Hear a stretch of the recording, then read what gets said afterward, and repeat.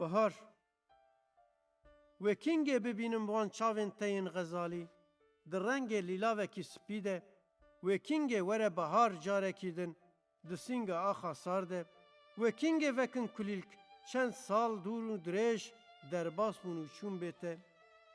Demsal li min tim bûn zivistan, ne havîn ma di dest de, ne jî payîza porzerek, behna te tenê mabû yadîgar, ew jî di berbangek de ber bi bayê sebatê ket û çû.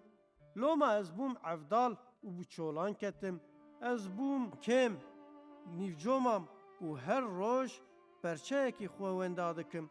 Çend demsal derbas bûn nizanim, çend evîndar hatin şermezar kirin nizanim, nizanim çend olperest ji bo tayek porê te ji olê hatin avêtin nizanim û qet nexema min e jî ji bo min tenê tu heyî, tu rojhilata vî dilî yî û bihara te qeflika vî dilî.